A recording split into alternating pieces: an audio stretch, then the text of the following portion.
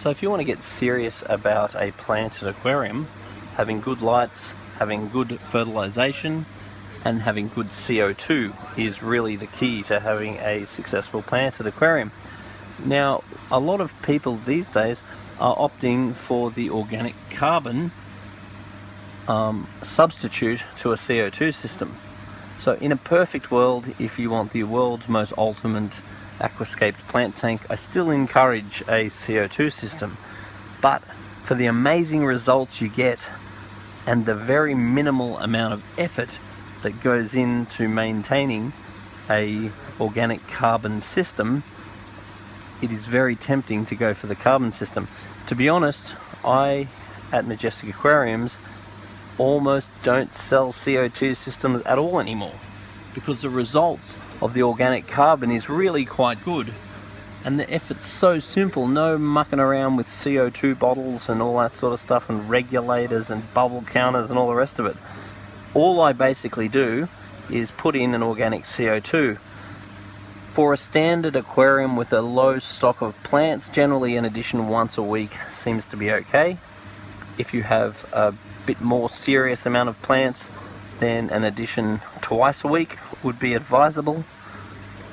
If you're serious about your plants and you have lots of plants, I would really consider getting a dosing pump. So what you do is you get one of these bad boys, and then you it's got an in and an out on the dosing pump.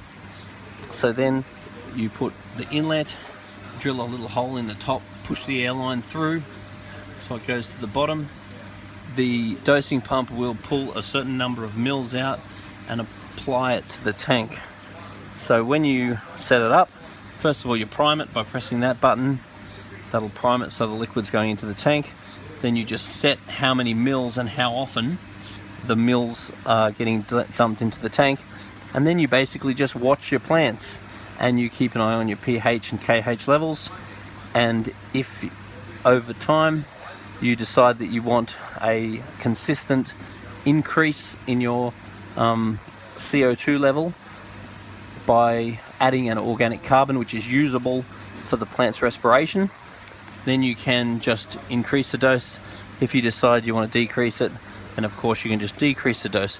Now in general, if you set up a planted aquarium and all your plants are happy and healthy and growing, you don't really have to worry about any of this stuff. But as the capacity of the aquarium increases and the demands the plants have increased, then fertilization and CO2 is something to become more of a focus.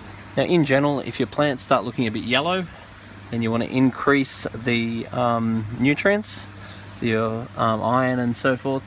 If you start getting algae on the plants, or the plants look outcompeted, then you tend to increase your CO2 level.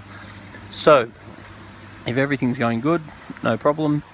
If your plants are starting to yellow up or get algae on them, then these are very simple, very easy ways that you can manage those sorts of issues and give the plants the CO2 and the nutrients that they require. So just as you can put your CO2 on a dosing pump, you can also put your plant fertilizer on a dosing pump as well.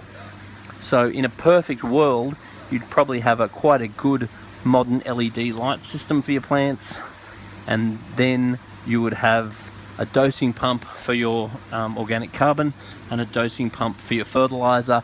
That way you're able to evenly and regularly administer what the plants require.